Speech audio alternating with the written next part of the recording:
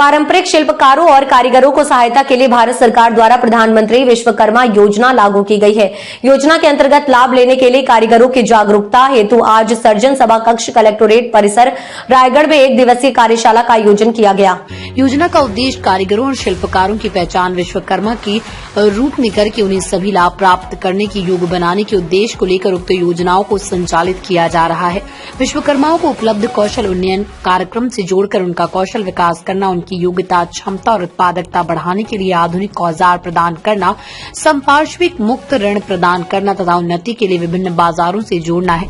इस योजना में 18 प्रकार के व्यापार करने वाले यथा बढ़ई, नाव बनाने वाले, अस्त्रकार, लोहार, लोहे के औजार निर्माता, तालासाज, सुनार, कुम्हार, मूर्तिकार, संगतराज, चर्मकार, राजमिस्त्री, टोकरी चटाई बनाने वाले, गुड़िया खिलौने बनाने वाले, नाई, मालाकार, धोबी, दर्जी तथा मछली पकड़ने के जाल निर्माता लाभार्थी हो सकते हैं। पीएम विश्वकर्मा योजना के तहत पंजीकरण की तिथि पर न्यूनतम आयु 18 वर्ष होनी चाहिए।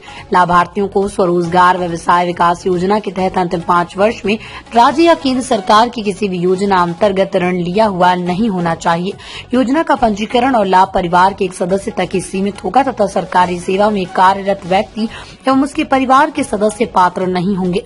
पंजीकरण हेतु आवेदन लोक सेवा केंद्रों के माध्यम से पीएम विश्वकर्मा योजना पोर्टल मोबाइल ऐप पर किए जा सकते हैं। कार्यक्रम समाप्ति के पश्चात आए हुए सभी लोगों के लिए भोजन की व्यवस्था की गई थी।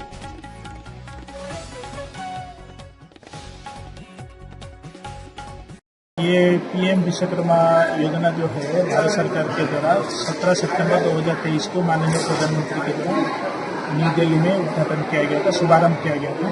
इसके तहत हमारा ये हर छत्तीसगढ़ में हर जिले में हम लोग 1 दिवसीय जागरूकता कार्यक्रम कर रहे हैं। जैसे हमारा अभी तक हमने सुकमा, नारायणपुर, बीजापुर, फिर कोरिया, कोरबा, आगे हमारा आज जैसे यहाँ पे रायगढ़, फिर आगे हमारा सारे जिले में पूरा 33 जिले को हम कवर करके जागरूकता कार्यक्रम करेंगे। इस जागरूकता कार्यक्रम का मकसद ये है कि हम जो जागरूकता फैलाना है पूरा जिले में, कि लोगों के अंदर ये फैलाना है कि ये योजना जो है भारत सरकार ने शुरू किया है और इसका मकसद ये है कि जो हमारा निचले स्तर में कारीगर है, जो अनऑर्गेनाइज सेक्टर में काम करते हैं, उनको तो कोई प्रावधान अभी तक भारत सरकार नहीं किए थे।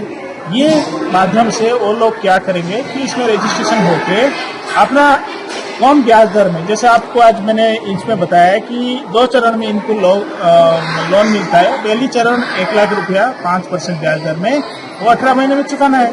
नेक्स्ट उसको जैसे चुका देता है फिर 2 लाख रुपया फिर वही 5% दर में मिलेगा। उसका मकसद, हाँ, विदाउट कोलैटरल। इसका मकसद ये है, हम लोग का कहना यही था कि आप इनको कैसे ऊपर स्तर में लाके एमएसएमई में इसको बनाना है, एमएसएमई इसको बनाना है ताकि वो ऑर्गेनाइज सेक्टर में आ जाए। उसमें और भी एक प्रावधान है, आपने देखा होगा कि जो ट्रेनिंग पीरियड 5 दिन लेंगे, उसमें जो उनका कार्यकर दौरान वो जो 5 दिन काम छोड़ के आते हैं, उनका परिवार चलाने के लिए भारत सरकार ने 500 रुपया पर दिन रखा है, तो 2500 रुपया उनकी खाता में चले जाएगा। बाकी टूल किट के लिए भारत सरकार ने 15,000 रुपया का प्रावधान रखा है ताकि वो एडवांस मशीन ले सके, एडवांस चीज लेके अपना कार्यक्रम को आगे बढ़ा सकते हैं। ये है भारत सरकार का पूरी मोटो, ये है। तो इसके लिए हमने कोशिश कर रहे हैं कि पूरी छत्तीसगढ़ में, पूरी जिले में, 33 जिले में ये कार्यक्रम हो जाए और लोगों को जागरूकता फैले।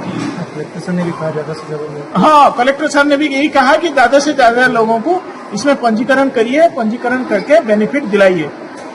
यही है हमारा। प्रधानमंत्री विश्वकर्मा योजना जो है वो पूरे भारत में लागू है।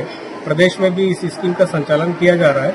18 प्रकार के जो ट्रेड है, उन ट्रेड का जो को करने वाले लोगों का सीएससी के माध्यम से हम लोग जो है आवेदन करा रहे हैं ऑनलाइन, और उन लोगों को जागरूक करने के लिए प्रशिक्षण कार्यक्रम रखा है। हाँ सर, ये जिस प्रकार रायगढ़ जिला में आपके द्वारा जागरूकता कार्यक्रम किया गया, ये क्या पूरे छत्तीसगढ़ में चल रही है? क्या कहना चाहिए? छत्तीसगढ़ में चल रहा है। सर बताएंगे, यहाँ पे जो विश्वकर्मा योजना के लिए बैठक आयोजित की गई थी, इसमें किस तरह की जानकारी जो है प्रशिक्षणार्थियों को प्रदान की गई?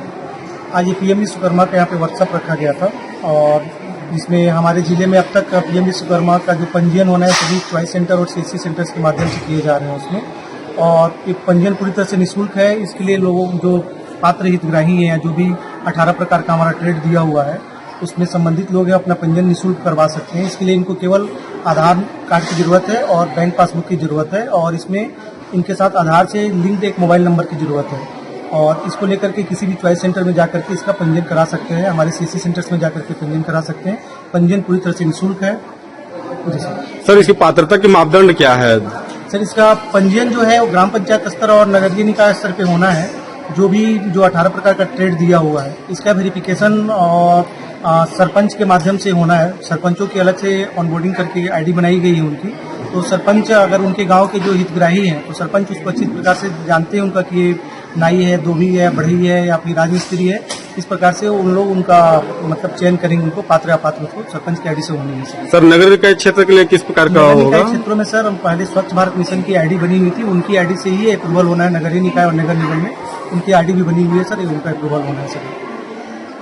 अपने आसपास की खबर देखने के लिए खबर घर घोड़ा तमनार यूट्यूब न्यूज चैनल को लाइक करें और सब्सक्राइब करें।